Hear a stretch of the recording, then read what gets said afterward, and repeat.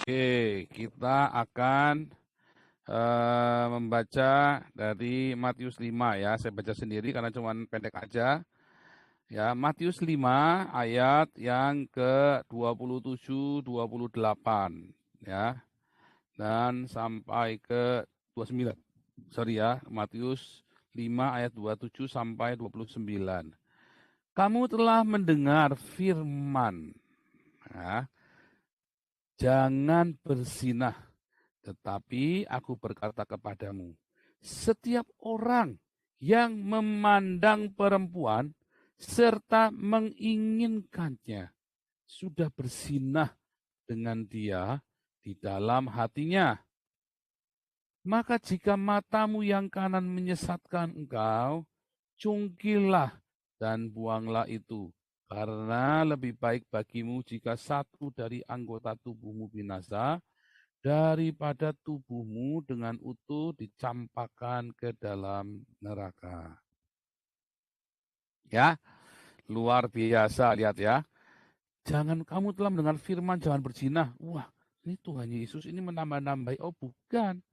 Kalau Anda melihat, kamu telah mendengar firman di sini, ya.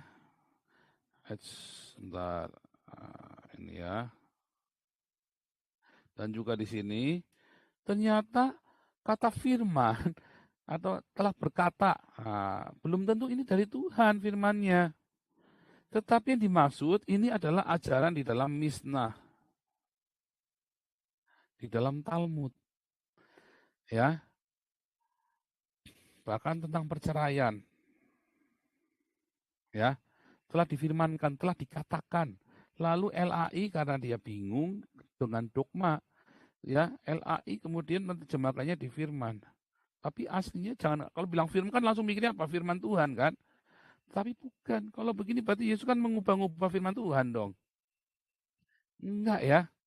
Firman Tuhan berkata, ya, jangan menginginkan wanita sesamamu. Di mana ayatnya? Coba kita lihat di dalam Keluaran 20.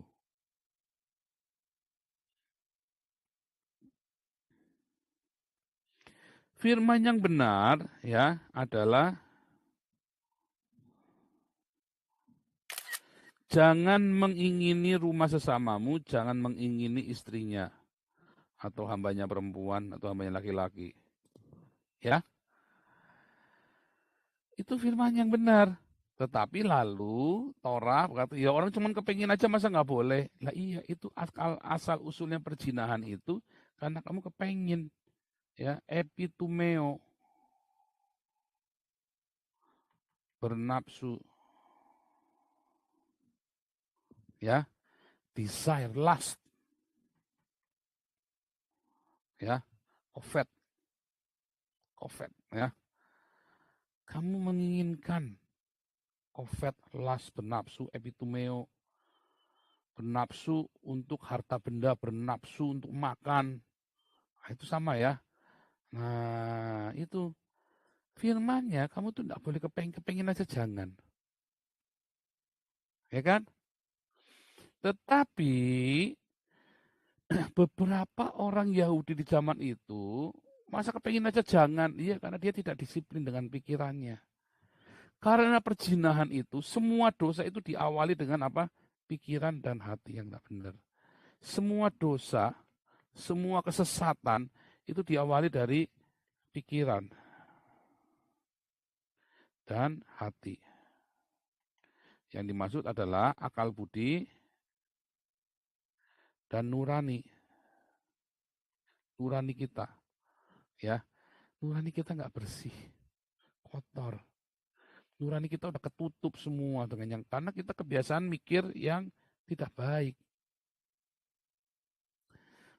Makanya tadi diawali ya, Anda tahu bedanya oknum dengan ajaran. Kalau di dalam kekristenan, Anda begitu bilang mau punya istri dua, itu satu gereja bisa geger. Ya, kalau ada orang selingkuh, ya, jangankan pendetanya, jemaatnya selingkuh, itu satu gereja bisa geger, saudara. Ya, dan Anda yang kemudian melayani, ya, yang biasanya tampil di mimbar, langsung nggak boleh lagi. Apalagi kalau Anda pendeta. Ya, wah itu Anda bisa di-skors. Nah, kalau di GBI itu cuma di-skors. Kalau di gereja lain itu diberhentikan ya. Kalau orang berzina itu diberhentikan, bukan di-skors. Diberhentikan.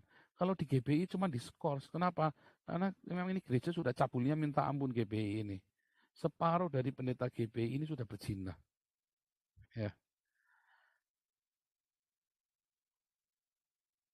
Nah, itu salah ya. Kalau gereja mengizinkan pendetanya berzina, nggak boleh, itu sudah harga mati, nggak boleh pokoknya berzina. Nanti jemaatnya lah pendetanya berzina kok. Saya juga sama, saya kan cuma manusia biasa. Ini kan begitu, coba begitu berzina keluar, nggak boleh. Mulai dari nol lagi, ujian pendeta lagi dari awal lagi, ya kan? Maka Tuhan ngampuni, tetapi jemaat butuh teladan. Makanya perzinahan itu penting sekali, saudara, untuk dibicarakan di dalam pernikahan yang kudus. Malam ini kan judulnya Nandar bernafsu kepada istri Saifuddin. Ya kan? Anda lihat di video-videonya banyak itu ya, bertebaran ya. Saya sampai gede-gede kepala ya. Saifuddin itu masih hidup. Ya saya tidak suka sama orang ini, sama Saifuddin memang. Tetapi ini orang kan masih hidup. Dan dia lagi diburu di Amerika, istrinya ada di Indonesia. Tapi orang-orang Islam ini bernafsu kepengen kawin sama istrinya Saifuddin. Orangnya masih hidup. Ya,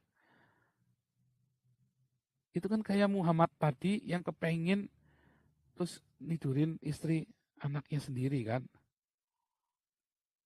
Orangnya masih hidup, disuruh cerai, bisa kawinin.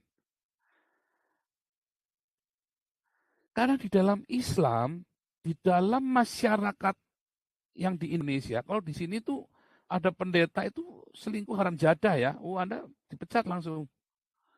Anda 7-Eleven boleh. Tapi kalau Anda sudah menikah, ada janji legal Anda selingkuh, selesai sudah. Kalau Anda orang biasa, nggak usah Kristen. Anda selingkuh, Anda bisa miskin itu. Ya, ada laki-laki selingkuh itu ya. Anda bisa miskin itu. Ya, bisa dimiskinkan. Selesai sudah. Bisa dimiskinkan, dituntut sama istrimu. Gugat cerai dan dimiskinkan. Hartamu bisa jadi milik istrimu semua itu nanti. Ya, betapa kudusnya, betapa berharganya wanita diperlakukan dengan luar biasa di Eropa ini ya. Nah, kalau Anda mau sama mau tanpa pernikahan ya boleh. Nah, tapi kan suka-suka Anda, negara tidak bisa melindungi, itu kan pilihanmu sendiri. Nah, negara nggak bisa melindungi, tetapi begitu Anda terikat di dalam sebuah perjanjian nikah, hati-hati. Wah, itu luar biasa. Nah, kalau orang Islam, bagi orang Islam itu biasa. Yang namanya cerai, kawin, nanti sama lagi, talak 3, apa ya, tinggal anu lagi, tinggal ini lagi, gampang. Orang Islam itu karena itu ajarannya memang begitu. Mengizinkan seperti itu. Sehingga orang-orang kaya Nandar ini wajar. Dia berpikiran cabul seperti itu tuh buat mereka tuh memang ya bagian dari iman. Memang nggak bercanda, itu memang benar-benar bagian dari iman Islam. Beda di dalam pengikut Yesus. Itu bukan ajaran Tuhan Yesus. Kamu kepengin perempuan, kepengin nafsu. Jangankan kamu sudah kawin, masih single, terus kamu nafsu sama orang. Itu sudah cabul kamu. Lalu gimana waktu pacaran? Ya, orang mau menikah apa kudu cabul? Kan enggak kan?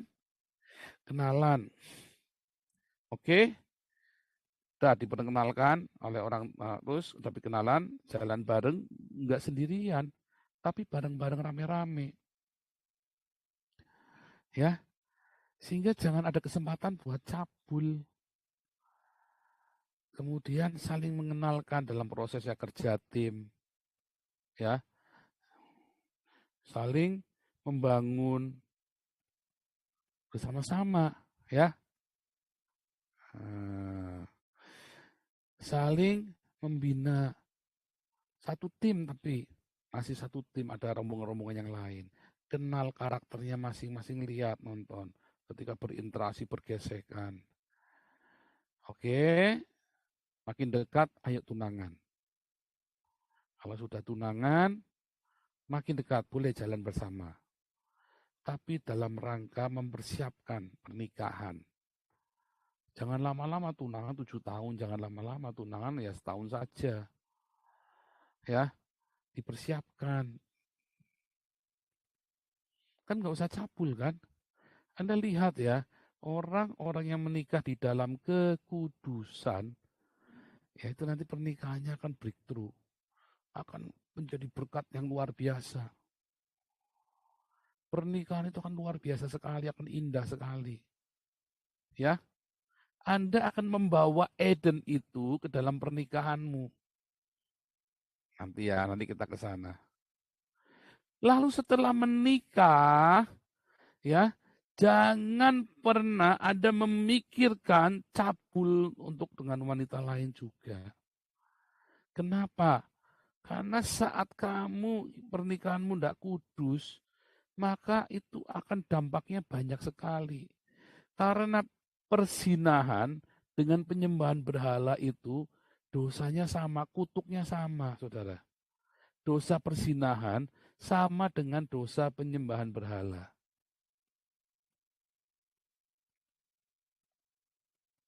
Ya, sama. Keluarga-keluarga yang sudah menikah, lalu Anda berzina, ya, kalau dia di dalam bukan orang Kristen, ya nggak ngefek apa-apa, biasa-biasa saja.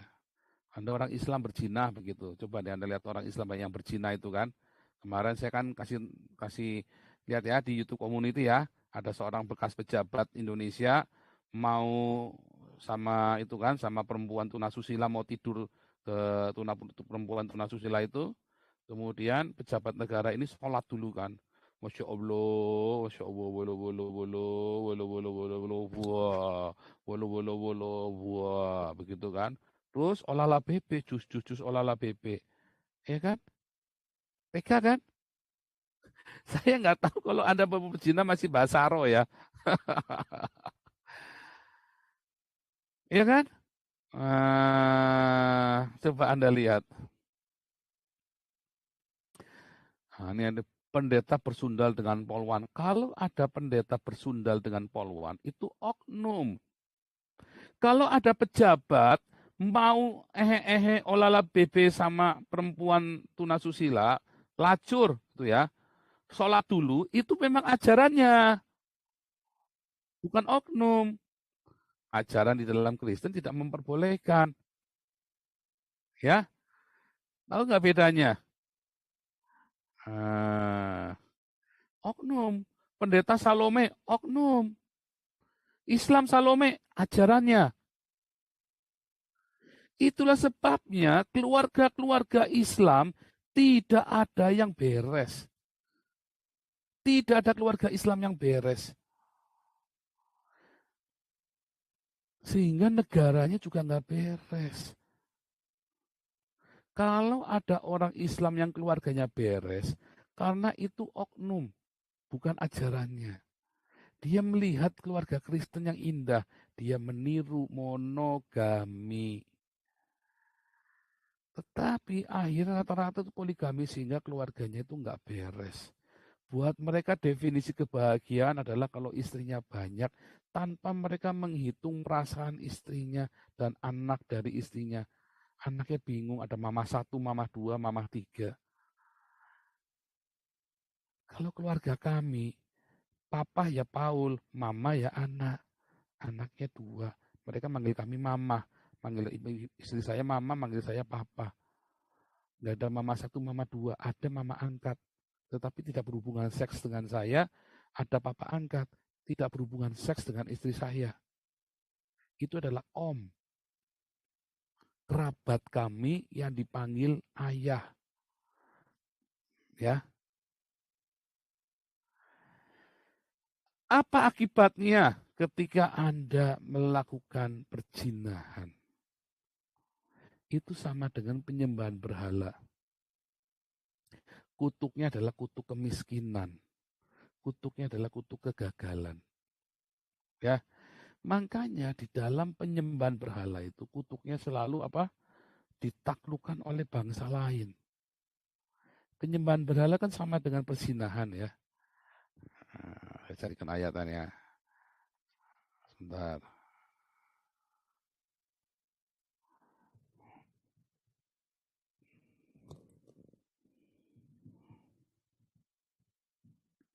Penyembahan berhala, mana ya?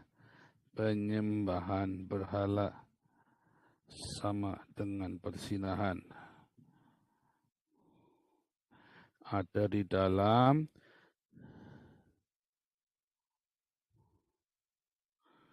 Kolose 3 ayat 5.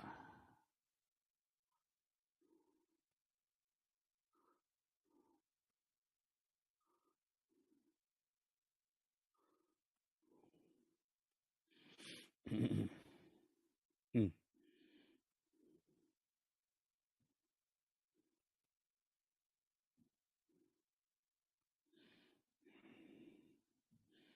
Oh, sebentar ya. Kalau 3 ayat 5 saya bacakan dulu. Saya share dulu aja.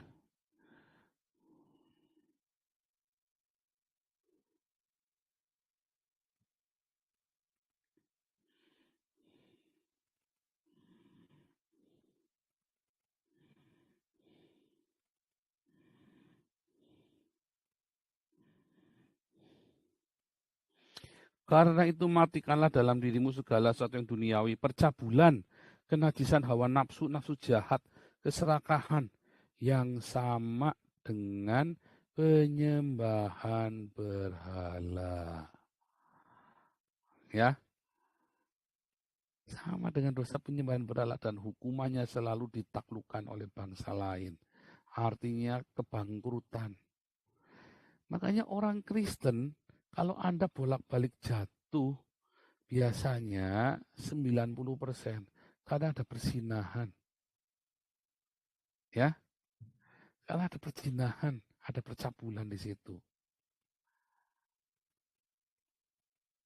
Ya, orang Kristen bolak-balik bangkrut, bolak-balik gagal hidupnya, dan apalagi yang miskin terus, biasanya ada percabulan. Dan dia tidak bertobat dari percabulannya itu. Malah bangga dan masih menyimpan di dalam hatinya. Selingkuhannya disimpan di hatinya ya. Sambil senyum-senyum, sambil teringat. Padahal dia ngelihat anaknya lagi nangis kelaparan. Dia sendiri sedang senyum-senyum, merasakan belayan, sentuhan-sentuhan, begitu ya. Bertobat. Anda pikir hanya orang kaya saja yang bisa pergi ke Alexis? Orang miskin memang susah, kalau cuma pergi doang bisa. Kalau jajan di dalam bayar ya malah bisa. Minimum Anda keluar 3 juta keluar dari Alexis itu semalam. Ya, short time. Tapi namanya perzinahan, percabulan itu kadang-kadang dengan tetangga. Anda diantar sama tukang beca, lalu sama tukang beca, ya sama supir taksi, sama tukang gojek. Anda sampai sama teman SMA dulu. Akhirnya Anda gagal. Akhirnya Anda hidup di dalam kutub. Gagal terus, miskin terus. Coba Anda hidup dalam kekudusan. Suaranya kecil, Pak. Wah, oke. Terima kasih. Barusan apa dari tadi ya? Enggak, barusan aja, Pak. Ya, mati ini soalnya baterainya. Mungkin baterainya salah satu device yang mati kali.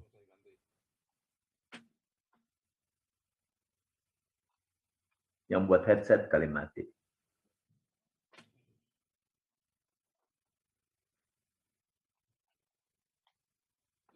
Ya, ya. Oke. Terima kasih untuk diingatkan ya. Makanya saudara jangan pernah berzina. Kalau sudah terjadi gimana? Cepat minta ampun, bertobat. Biasanya Anda akan menuai yang Anda tabur. Nikmati tuaian itu bersama Yesus walaupun sakitnya minta ampun. Ya, wah sakit. Ya, dan nikmati sama Tuhan. Tapi bertobat dulu minta ampun. Bila mana mungkin Anda akui kepada suamimu atau istrimu. Bila mana mungkin. Tetapi tidak semudah itu ya. Yang penting Anda sendiri ngaku itu sama Tuhan. Lalu berhenti, stop. Kenapa kita harus mengakui? Supaya radikal. Supaya jangan ada lagi. Tapi itu menyakitkan kedua belah pihak. Bahkan anak-anakmu juga sakit. Ya. Ketika tahu mamahnya atau papanya selingkuh. Anak-anakmu juga sakit. Tahu nggak? Goncang itu rumah. Tidak mudah, saudara, melewati masa-masa itu. Tetapi kalau Anda bisa melewatinya, Anda akan menuai. Menuai yang baik. Hanya Anda butuh pendamping. Ya, ketika dalam masa-masa itu. Hati-hati. Laki-laki sama laki-laki curhatnya, perempuan sama perempuan.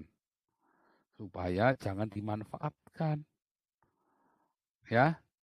Wah, ini perempuan gampangan nih, nggak tahu selingkuh. Wah, dimakan juga sama pendetanya. Jangan. Oh, ini laki-laki ternyata ini perempuannya dimakan. Jangan. Untuk buka rahasia. Dan Anda cerita yang seperlunya. Nggak usah sampai cerita prosesnya, diraba-raba, ngerasakan remangan-remangan. Wah, itu namanya cerita jorok akhirnya. Konseling seperlunya ya. Kalau Anda bolak-balik bangkrut, ya, ingat-ingat ini. Satu, memang ada penyembahan berhala. Mungkin kamu baca sio-sio horoskop, Anda lebih percaya pada sio horoskop daripada kepada Tuhan Yesus. Dua, mungkin Anda ada persinahan. Percabulan yang belum Anda bereskan. Kalau masih single, iya berarti Anda sering kepelacuran. Ya kan? Stop di situ. Atau kalau Anda suami istri, jangan-jangan Anda trisam. Itu juga cabul. Karena satu laki-laki untuk satu istri untuk satu laki-laki. Bukannya gengbeng, bukannya rame-rame. Seperti ajaran dalam Islam. Ya. Satu menikahi 4 langsung tinggal satu rumah, tidurnya satu kamar. Nggak boleh ya. Itulah makanya akhirnya orang-orang, negara-negara yang mayoritas Islam, akhirnya berantakan negaranya karena keluarganya berantakan. Keluarganya nggak kuat. Nggak solid. Kelihatannya gelimang, kelihatannya menikmati, tetapi sebenarnya hancur di dalam, remuk dalam. Ya. Nah, bagaimana dengan nandar, kita balik lagi kan? Ini kan kita kembalikan terus kan, kita cerita tentang itu, tapi kita ceritanya nandar ini. Karena di dalam Islam diajarkan boleh begitu. Menjijikan nggak coba? Saifuddin itu ini ya, buat saya dia tuh orang yang tidak tahu diri. Buat saya ya. Tetapi dengan caranya nandar sampai ngejar-ngejar bininya Saifuddin, itu lebih menjijikan, tahu nggak? Ini orang laki-lakinya masih hidup, lakinya. Isinya diuber-uber. Karena itu memang sudah ajaran, bukan oknum. Itu ajaran di Islam memang begitu, dibolehkan. Kan betapa biadabnya ajaran ini kan. Anda masih mau jadi Islam. Melihat orang-orang kaya nandar malah dielu-elukan oleh para YouTuber Islam. Anda masih mau jadi Islam. Geblek Anda. Anda bagaimana dengan orang Kristen? Malu. Kasusnya Yosua TU aja bikin malu kita semua. Ya. Kasusnya pendeta yang cabul aja bikin kita semua malu. Tapi nandar kan malah dielu-elukan sebagai pahlawan kan. Karena bisa nguber-nguber istrinya Saifuddin kan. Ya itulah ajarannya Muhammad. Itulah ajaran Islam. Jokowi malu nggak Jokowi? Mahfud MD malu nggak? Nggak bangga. Wajar itu laki-laki. Apalagi nandar masih muda. Geblek kan? Bagaimana bangsa ini akan dibangun moralitasnya kalau anak-anak mudanya kayak nandar. Dan itu dibanggakan lagi oleh orang Islam. Dielu-elukan oleh orang Islam. Nabinya juga begitu. Anda masih nggak nyadar, oi, Indonesia. Tapi Anda orang Kristen, kalau Anda masih berzina, lepaskan pendetamu. Yosua Tewu, kalau memang benar Anda berzina, lepaskan pendetamu. Jangan kau tipu umat. Saya nggak tahu ya, saya tidak pernah ketemu Yosua Tewu. Tapi kalau memang benar tuduhan itu, lepaskan pendetamu. Jangan kurang ajar kau. Ya, lepaskan pendetamu. Kalau enggak keluargamu akan hidup dalam kehancuran. Bukan ancaman. Kamu akan menipu jemaat dan Tuhan akan sangat murka. Nah, lihat ya. Semuanya itu mendatangkan murka Allah atas orang-orang durhaka. Karena dahulu, ini kan jawabnya karena, dahulu kan kamu juga melakukan hal itu ketika kamu hidup di dalamnya. Tapi sekarang buanglah semuanya itu. Yaitu marah, geram, kejahatan, fitnah, kata kotor keluar dari mulut, jangan kamu saling mendustai. Ya, dulu kamu iya, tapi sekarang tidak boleh. Kalau kamu memang berzina, Yosua Tewu, tanggalkan pendetamu. Sebaiknya jangan tampil dulu di YouTube. Berhenti dulu. Stop. Kalau kamu maksa, habis keluargamu nanti. Belajar dari saya. Saya pernah. Saya langsung berhenti. Saya mengundurkan diri dari pendeta saya. Saya mulai lagi dari bawah. Hancur nggak? Hancur. Hancur, saudara saya hancur. Saya mulai dari bawah. Jangan takut kalau kita memang benar-benar bertobat, Tuhan itu Maha Pengampun. Tapi lepaskan semuanya dulu supaya jangan ada orang terlibat dengan perzinaanmu. Supaya jangan ada orang terlibat dengan kenajisanmu. Supaya jangan kita dimurka oleh Tuhan. Sehingga keluargamu hancur. Nanti anak-anakmu akan hancur, Yosua Tewu. Kalau memang tuduhan itu benar ya, saya tidak tahu. Jangan YouTubean dulu, berhenti. Akui nggak apa-apa, malu iya, malu saya juga malu. Tetapi nanti Tuhan akan pulihkan kamu kalau kamu bertobat sungguh-sungguh. Jangan takut. Bertobat sungguh-sungguh. Minta ampun sama istrimu, minta ampun sama anakmu. Minta ampun. Jangan salahkan orang lain. Kalau Anda sudah terlanjur, jangan pernah salahkan orang lain, salahkan dirimu. Minta pengampunan sama Tuhan Yesus dan kepada orang-orang yang kamu sakiti. Stop semuanya. Pelayananmu berhenti. Jangan khotbah lagi. Berapa lama? Iya, nggak usah mikir berapa lama. Saya berapa tahun, ya sudah nggak mikir, saya mundur, saya langsung stop. Kependetaan saya serahkan, saya kembalikan. Ya, saya nggak mau. Karena itu mengundang murka. Keluarga saya kemudian mengalami kegoncangan yang luar biasa. Ya, kami akhirnya saling menyakiti keluarga, hancur kami semua. Tetapi akhirnya saya datang kepada Tuhan, minta ampun. Makanya cepat pemulihan saya, cepat sekali. Karena saya nurut. Karena saya taat sama Tuhan. Ya, para hamba-hamba Tuhan, pendeta-pendeta yang berzina, walaupun gerejamu nggak ngonangin kamu, ya, saya nggak konangan, gereja saya, sinode saya nggak tahu saya berzina dulu. Saya mengundurkan diri, saya juga nggak banyak ngomong, mundur saya. Sinode saya pun tidak tahu. Sekarang kalau dengar mungkin kaget-kaget. Ternyata alasannya itu toh, dulu mundur. Iya. Di samping karena memang ada kesombongan saya juga ya, tapi itu saya mundur. Ya, supaya, karena saya sudah tahu, ini akan urutannya akan hancur ke belakang, akan hancur. Hanya saya nggak tahan waktu itu ya. Respon-respon saya pertama kali itu saya nggak tahan. Tetapi pendeta-pendeta Anda yang berzina, hati-hati. Kenapa akhirnya keluargamu hancur, tambah hancur, tidak karu-karuan? Karena kamu munafik. Jadi jangan eman-eman. Lebih baik Anda hancur, tetapi hancur di tangan Tuhan yang penuh kasih daripada Anda dihancurkan oleh iblis. Ya, keluarga-keluarga pendeta, ya, mau pendeta mau nggak pendeta. Ya, Anda minta ampun sama Tuhan. Kalau berzina, stop semua. pelayanan kerohanian. Stop. Lalu kerjain apa? Ya kerjain lainnya. Gak usah cita-cita lagi. Sampai nanti Tuhan yang promosiin kamu kayak saya. Tuhan promosiin. Saya nggak pernah promo-promo diri saya sendiri. Tetapi 2010 saya mundur. 2016 Tuhan promosikan saya lagi.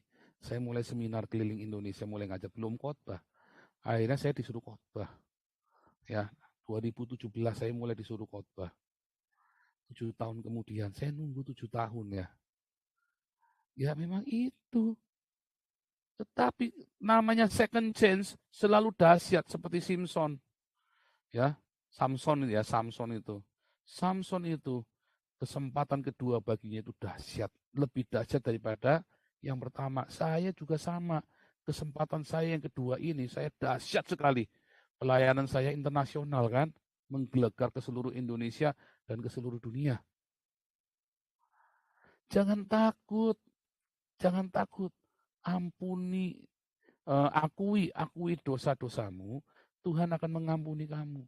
Hai suami-suami, hai istri-istri ketika engkau berzina. Bertobat, jangan menikmati kenangan. Wah, saya mah jijik sekali ketika mengenang cerita kisah itu ya. Ini saya ceritakan kepada Anda supaya Anda semua bertobat. Karena kekudusan di dalam pernikahan itu adalah kunci Anda untuk melahirkan, untuk memiliki keturunan ilahi, untuk Anda bisa mendatangkan kerajaan Allah di muka bumi ini, supaya keluargamu itu mendatangkan Taman Eden, bukan Taman Edan. Kalau kamu tidak bertobat, maka keluargamu akan menjadi Taman Edan. Kere terus, miskin terus, ruwet terus. Nanti anakmu nggak akan jauh-jauh dari kamu. Nggak akan jauh-jauh. Mungkin kamu tidak bercerai. Ya, Anda bisa berpura-pura, tapi anakmu nggak akan jauh-jauh darimu. Gayanya. Akhirnya Anda akan melahirkan anak-anak yang terkutuk seperti itu lagi. Lahir baru nggak? Ya enggak lah. Udah pasti nggak lahir baru, karena kelahiran baru itu setiap hari. Memikul salib, sangkal diri itu setiap hari. Lahir dari air itu sekali dibaptis, tapi lahir dari roh itu artinya Anda hidup oleh roh setiap hari. Di luar aku, kamu tidak bisa bikin apa-apa, itu kata Tuhan Yesus. Dan kamu akan dipotong ranting itu. Jadi kamu harus hidup dalam Roh Kudus. Roh Kudus itu kudus, suci. Kalau kamu menyimpan perzinahan, kamu tidak bertobat, kamu tidak mungkin. Kamu boleh tipu semua orang, tapi kamu tidak bisa tipu Tuhan. Ya. Makanya ya, jangan Anda memang hidup di tengah-tengah orang Islam yang terbiasa seperti Nandar dan seperti Muhammad itu, yang sudah biasa dengan perzinahan. Orang itu jangan apa-apa, kalau Tuhan tetap kaya itu nggak apa-apa. Iya, mereka tuh memang sudah ahli neraka. Mereka itu memang sudah bakal masuk neraka. Karena supaya Anda bayangin ya, di dalam Islam itu ya. Nih saya gambarkan Islam nih ya.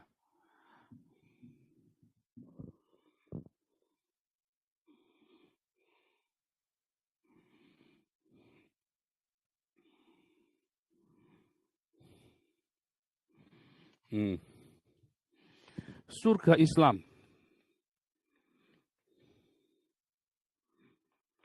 penuh dengan bidadari.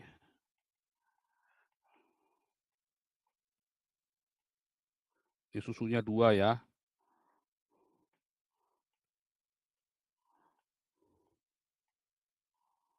Ini rambutnya nih. Penuh dengan bidadari. Tapi lihat ya. Bidadarinya itu ya. Anda akan berhubungan seks. Ya. Dengan 100 bidadari. Tanpa ejakulasi.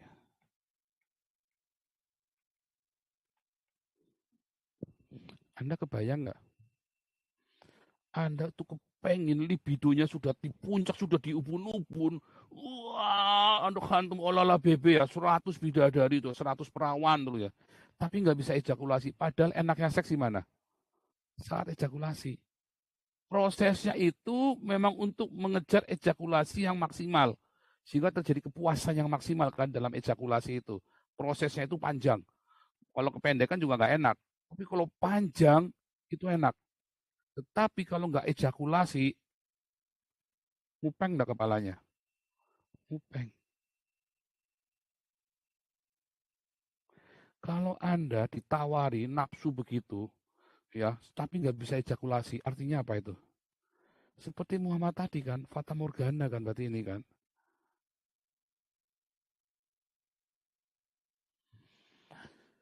Artinya Anda lagi disiksa itu. Anda sedang disiksa, kepenginan Anda, pengen, wah sampai puncak. Kepenginan itu ada di mana sih kepenginan itu? Kepenginan itu ada di jiwa kan? Ada di pikiran kan? Karena pikiran kita menstimulasi kan? Kepenginan kan di pikiran kan? Ada di jiwa kan? Jiwa itu kepengen tapi tidak bisa terpuaskan apanya? Yang bisa ejakulasi, rasa nikmat-nikmat itu dari mana? Hormon-hormon kan? Otaknya kepengen banget, udah mupeng, tapi kenapa nggak ada badannya? Tidak ada badan untuk memuaskan. Karena badannya kan hancur.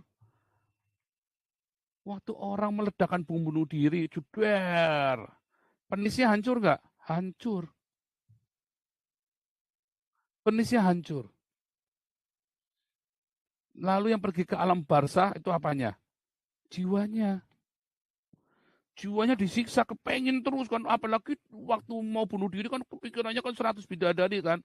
Itu dibawa mati kan jiwa itu kan, memori itu kan kepengen mupeng sampai mupeng, begitu hancur, penisnya juga hancur. Bisa nggak kepuaskan?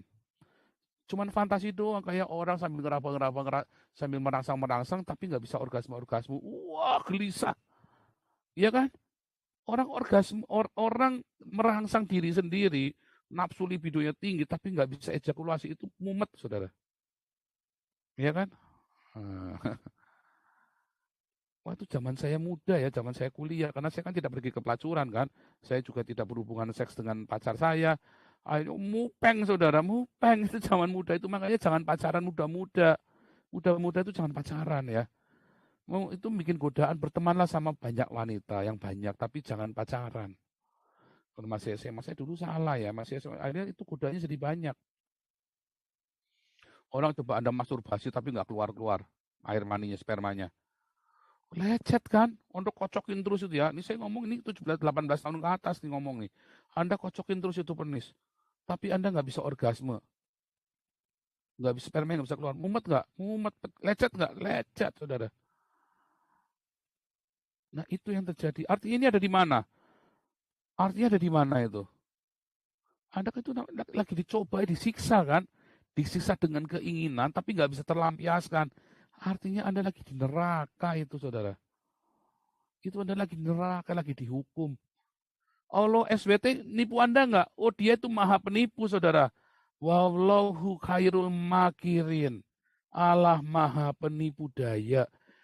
Menipu yang baik itu kelihatannya nggak nipu. Nanti Anda tanya Allah, mana bidadarinya? Itu ada bidadarinya di fantasimu. Kan kamu sedang berfantasi sekarang dengan satu bidadari. Iya, tapi kan nggak enak. Iya, tapi kan kamu berfantasi, kepengen nggak kamu? Kepengen. Wah, kamu sudah memerawani 100 bidadari, dipecah perawannya, tapi nggak masih tetap perawan. Kenapa? Karena kan nggak ada penis masuk vagina. Sehingga kan tetap perawan kan. Fantasi itu kan. Namanya perawan kan tetap perawan. Penisnya masuk vagina tapi tetap perawan terus. Kembali jadi perawan lagi. Itu kan fata morgana semua. Artinya Anda lagi disiksa di neraka kan? Bohong nggak Allah SWT? Dia menipu daya Anda. Itulah walahu khairul makirin. Dia menipu daya Anda, tetapi Anda tidak sadar kalau Anda sedang ditipu. Dan Anda bangga, oh iya 100 bidadari, oh, itu fantasi, jangankan 104.000 juga dikasih. Anda mah berfantasi bebas, boleh berapa saja kan. Jangankan 100, mau 1 juta, dikasih. Namanya orang berfantasi mah bebas saja, boleh. Berangan-angan kan boleh-boleh saja. Yang berangan-angan itu ada di mana? Angan-angan ada di jiwa. Yang dihukum di neraka apanya? Jiwanya. Tubuhnya sudah jadi tanah. jiwanya masuk neraka. Jiwa itu kemudian berangan-angan memproduksi angan-angan 100 bidadari. Jangankan 100, mau 1 juta juga dikasih. Mau merawani 1 juta bidadari juga dikasih. Yang penting bisa nggak itu diperawanin? Nggak bisa, tetap perawan, karena kan cuma ada angan-angan. Karena itu ada di angan-angan, itu semua fata morgana, dan Anda sedang ditipu oleh yang namanya Muhammad tadi. Ya. Dia berdusta. Wallahu khairul makirin. 3 kali disebutkan wallahu khairul makirin. Allah maha penipu daya di dalam Al-Quran. Siapakah maha penipu daya di dalam Alkitab, saudara?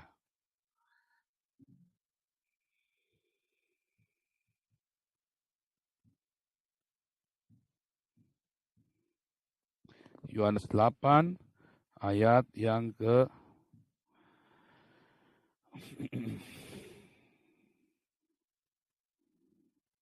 44.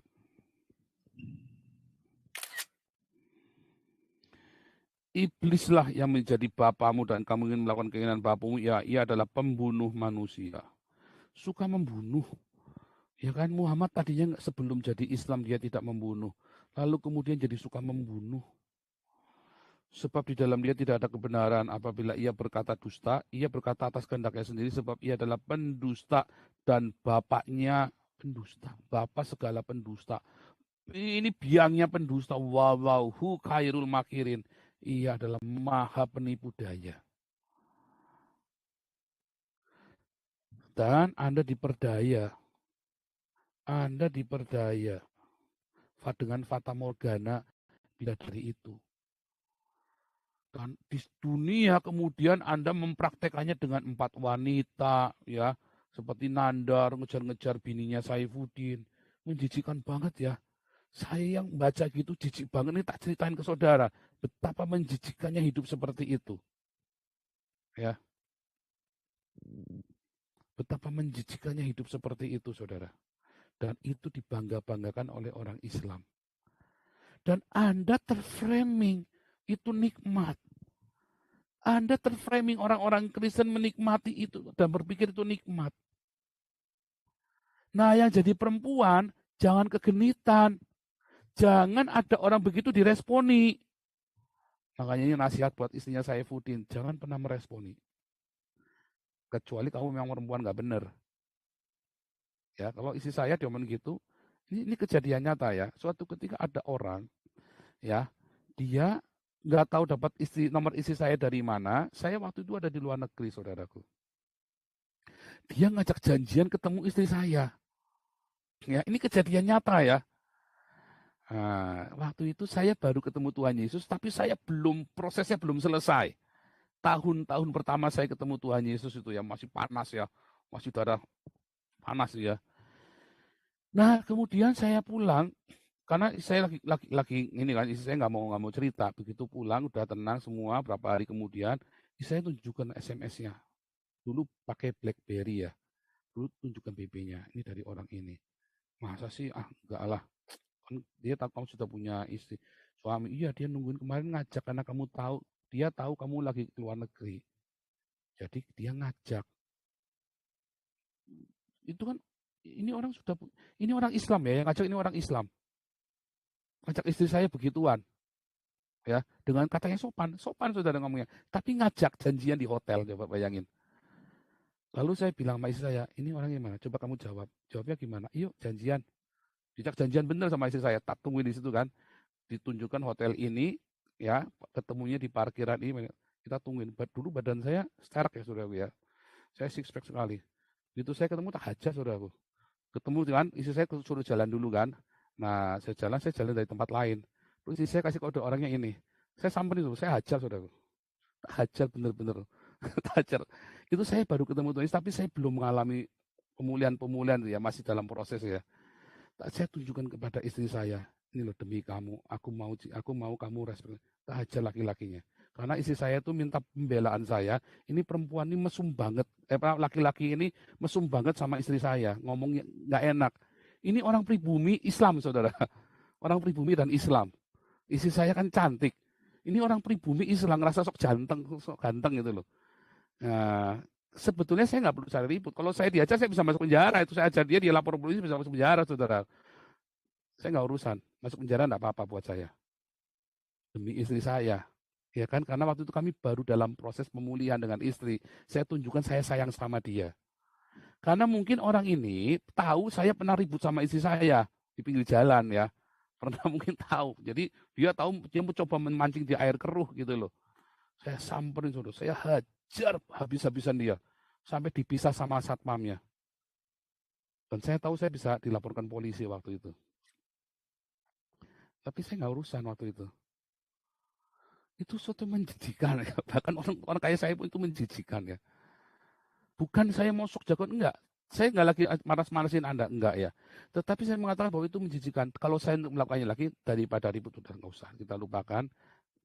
Tapi untuk khusus waktu itu ya, mumpung belum dipulihkan. Kalau sekarang udah enggak boleh ya. Waktu itu mumpung saya baru masih peralihan dari pemulihan itu ya. Wah, kesempatan. Sebab dalam pemikiran saya, kalau saya nanti nggak melakukannya juga, saya khawatir nanti masa tua saya kepikiran ya. Dalam pemikiran saya yang naif ya waktu itu, ternyata Tuhan sembuhkan semua ya. Semua kepahitan-kepahitan itu ternyata Tuhan sembuhkan semua dari masa kecil saya. Karena waktu kecil kan saya dikeroyok, kan saya nggak bisa apa-apa kan. Nah itu kan kepikiran sampai tua, saudaraku. Nah, maksudnya saya nggak mau kejadian lagi begitu ya. Itu saya hajar bener-bener sampai kaing. Sampai gitu ibunya kaing. Karena saya hajar nggak berhenti-berhenti, saudara. Orang ini saya hajar habis-habisan nggak berhenti-berhenti sampai dipisah sama satpam di hotel itu ya. Sampai dipisah, saudara. Saya pikir, wah ini masuk penjara saya ini. Ternyata enggak ya, orangnya enggak berani lapor. Dia mungkin tahu siapa saya kan. Mungkin saya nggak tahu kenapa dia nggak berani lapor. Harusnya dia lapor polisi saja kan. Wah, saya bisa masuk penjara waktu itu kan. Tapi kan udah, dia nggak bisa lapor polisi. Kalau sekarang mau lapor juga nggak bisa, nggak ada buktinya kan. Nggak ada visumnya. Siapa yang dihajar, saya kan juga nggak sebutkan namanya, hotelnya hotel apa. Bukti CCTV-nya mana, kan nggak ada buktinya kan. Tapi itu saya hajar. Zaman itu saya sterek ya, Anda pernah tak tunjukkan fotonya saya ya.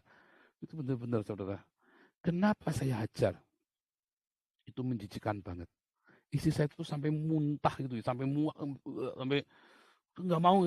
Nanti kamu nyesel, nanti kamu pikir aku nggak belain kamu. Aku bilang begitu kan. Jangan, ini kan kita lagi pemulihan. Jadi kita santai ngomong-ngomongnya kayak ngomong-ngomong lagi pacaran begitu. Jangan. Ya, tapi nanti kamu masuk penjara. Paling 3 bulan. Paling 3 bulan, nggak bakal mati. Paling 3 bulan nggak apa-apa. Tapi kamu nanti akan tahu aku sayang kamu. Dia tahu saya selalu menghindari gitu dari dulu ya, masalah rasis Cina apa saya menghindari. Tapi kali itu saya benar-benar ya, itu bisa tiba-tiba rasa takut saya hilang semua loh, saudara. Serius ya, menjijikan sekali yang begituan ya. Cerita seks lender-lender gini tuh ceritanya menjijikan ya. Tetapi dengan bangganya orang Islam menceritakannya di tempat umum, bahkan di tempat ibadah mereka, tentang lendir ini, betapa memuaskannya. Kalau saya kemarin cerita ya tentang Yeskel 23, itu bukan lagi cerita nikmatnya lendir. Bahkan nanti saya akan cerita tentang Kidung Agung ya. Suatu ketika saya akan khotbah Kidung Agung. Di kelas apostolik saya banyak cerita tentang Kidung Agung. Ternyata itu adalah pernikahan yang kudus, yang suci, yang mulia. Ya.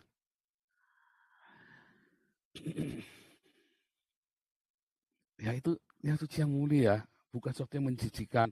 Dan itu jangan diomber-omberkan. Apa saudara kesibukan para lelaki memecah perawan? Ore, tepuk tangan semua. Gila ya ini orang-orang ya. Tapi Anda jangan mau di framing. Pendeta-pendeta, hai laki-laki, hai wanita-wanita Kristen. Itu menjijikan. Dan kamu akan kena murka Allah ketika kamu tidak menghargai pernikahanmu. Jangan ya bawa perempuan lain, laki-laki lain di ranjangmu. Karena satu laki-laki untuk satu perempuan. Ya, firman Tuhan bilang apa dengan jelas ya? Dari awalnya, dari zaman Adam dan Hawa, Anda lihat, Kejadian 2 ya.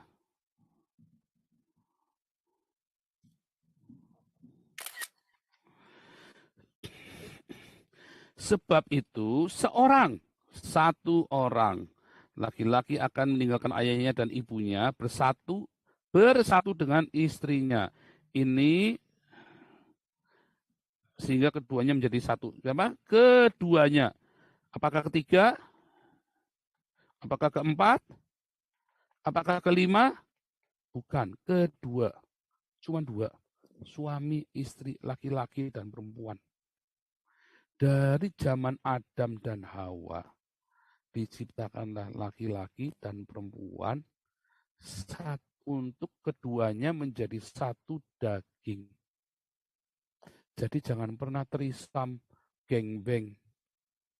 Hati-hati ya.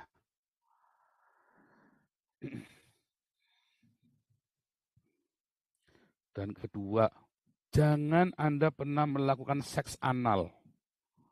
Pemburit. Ya. Anda lihat.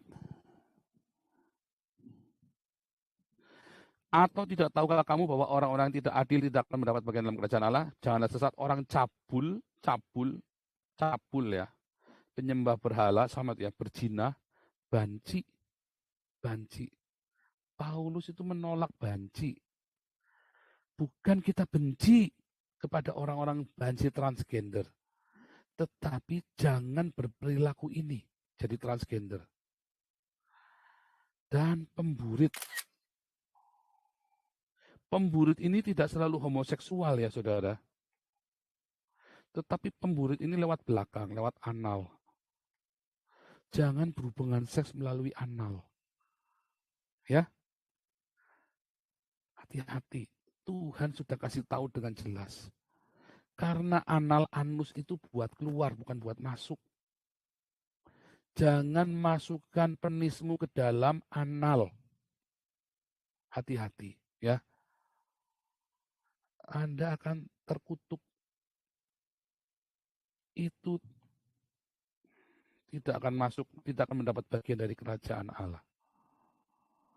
Keras ya. Waduh, sorry ya, hari ini kita begitu keras ya. Tapi ini untuk Anda keluarga-keluarga. Karena begitu rasanya kok perzinahan tuh jadi biasa ya. Saya lihat Nandar itu ya. Indonesia ya yang begituan itu diizinkan ya. Gereja enggak boleh ada. Gereja enggak boleh berdiri, saudara. Tapi orang kaya Nandar ini diizinkan. Ya. Yang mau nafsu sama istri orang itu kalau Saifuddin kalap coba. Terus dia suruh orang bunuh Nandar gimana? Kalau dia kalap gitu kan. Kan akhirnya jadi nggak benar kan. Laki-laki sama perempuan ya, kalau sudah cerita cemburu, ya, itu tuh bisa. Kecuali kalau memang mereka memang mau mancing Saifuddin ya. Kalau itu memang mau mancing dasarnya. Tapi kan biadab sekali kan. Mancing orang buat bunuh kan. Kayak saya dulu ya. Isi saya cuma dikasih WhatsApp begitu saja. Dikasih BBM ya. BlackBerry itu. BBM Messenger itu. Omongannya begitu saya baca. Cuman ngajak janjian ketemu di hotel. Bukan ngajak tidur. Ngajak apa? Ngajaknya sopan saudara. Sopan. Ngajak janjian ketemu di hotel coba. Mau ngapain? Di kamar sekian. Kalau mau tanggal sekian saya ada di hotel sekian nomor sekian. Datang ya Bu, ayah datang ya Ci Ana. Panggilnya Cici Ana. Ini orang kurang ajar tuh saya tanya sebelumnya dia ngerayu-ngerayu katanya Cici cantik. Saya tuh nggak bisa tidur ngomongin kamu. Semua sopan sudah ngomongin sopan, tidak ada kata cabul sedikit pun di situ. Tapi itu kan sebenarnya nggak beres kan. Saya samperin, saya hajar sudah. Kalau nggak percaya tanya istri saya nanti kalau pas lagi santai-santai ya. Itu saya hajar di depan istri saya, tak hajar. Sampai kain-kain, sampai gesor-gesor. Oh bukan ajaran Tuhan. Oh saya tidak benci dia. Saya melindungi istri saya. Ya, saya tidak benci orang ini. Saya melindungi istri saya. Melindungi harga diri istri saya. Saya melindungi perasaan istri saya. Karena itu kan sebenarnya sebuah teror. Saya kan harus melindungi istri saya. Ya kan? Tuhan percayakan istri saya untuk saya lindungi, untuk saya kasihi, untuk saya tunjukkan aku mengasihi kamu. Ketika saya pukul dia, saya benci dia enggak. Saya nggak kenal dia kok. Tapi itu memang menjijikan. Saya ajar saudara. Mumpung masih boleh, saya belum jadi pendeta lagi kan waktu itu kan belum jadi pendeta lagi. Saya itu baru kemarin jadi pendeta lagi 2017 ya. Saya mulai jadi aktif jadi pendeta lagi 2017 mulai khotbah lagi. Itu masih 2014. Itu 2014 itu masih ya. Saya ajar. Orang pendeta aja saya ajar di bawah mimbarnya aku gara-gara kurang ajar. Ini orang Islam ya. saya gebukin. Saya nggak benci dia, saya membela istri saya, ya. Nggak akan saya bunuh, ya. Tetap nggak boleh, ya, tetap nggak bisa. Artinya saya menuai. Habis saya ngebuk-ngebukin orang itu kan selama 2014 itu saya ngebukin orang banyak ya, ada yang anak jenderal, ada yang anaknya kiai, ada yang ini orang Islam ini, ada yang pendeta, ya. Masih ya, selama sepanjang 2014 itu saya masih ngebukin orang pokoknya masih ya. Saya masih ngebukin orang pokoknya itu penuh dengan kekerasan 2014 itu saya banyak ngebukin orang. Edan memang ya gila ya itu 2014 ini. Badannya sterek lagi ya, setiap hari fitnessan. Cuma sudah nggak bawa pistol ya, 2014 itu saya sudah nggak bawa pistol lagi karena memang terlalu panas. Tapi sisa-sisa itu masih. 2015 saya sudah nggak pernah. Saya sudah benar-benar Tuhan ubahkan ya beberapa orang yang saya gebukin, saya samperin ya. Saya minta maaf karena saya terangkan ya karena saya emosi saya ke bawah itu. Ada beberapa yang saya kasih ganti rugi juga ya. Tapi ya nggak semuanya, karena ada beberapa yang takut ketemu saya kan. Yang orang Islam ini kita udah nggak punya nomornya lagi, udah nggak bisa ketemu lagi soalnya kan, karena kan begitu saya udah gebukin itu ditutup ya, nomornya ditutup, ketakutan bener ya. Padahal kalau dia lapor polisi saya masuk loh waktu itu. Kan ada bukti CCTV-nya hotel segala macam kan. Nah, luar biasa ya. Tetapi Tuhan ubahkan saya 2015. Ya 2015, 2016, 2017 tiba-tiba saya diizinkan khotbah ya. Saya kaki pertama malu-malu saya suruh khotbah, saya bingung. Ini kalau yang saya khotbahnya di mana? Sampai saya tanya detail sekali ya, malu soalnya saya khotbah, malu saya waktu itu ya. Padahal saya dulu sering khotbah ya, 2000 di gereja sering khotbah saya, tapi sejak 2010 itu saya nggak mau khotbah. 2017 saya khotbah lagi. Itu ya. Jangan khawatir, bertobat. Memang mungkin sakit ya beberapa tahun.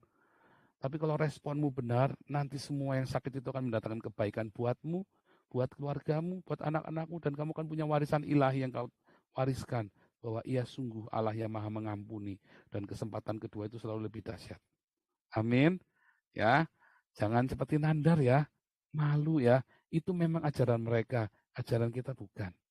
Ya, ajaran kita bukan. Pak Yosua Tewu, kalau memang tuduhannya Saifuli itu benar, ya jangan YouTubean lagi. Sampaikan ya, saudara yang kenal Yosua Tewu, ya sampaikan. Minta ampun sama istrimu, sama anakmu yang paling penting. Terus udah, nggak usah tampil lagi. Nanti kamu akan dipulihkan. Tapi kalau kamu bandel, nanti justru celaka menimpamu dan keluargamu. Karena itu kutuknya sama dengan penyembahan berhala. Tadi kita sudah baca sama-sama. Tuhan Yesus memberkati ya. Haleluya. Keras banget ya firman Tuhannya.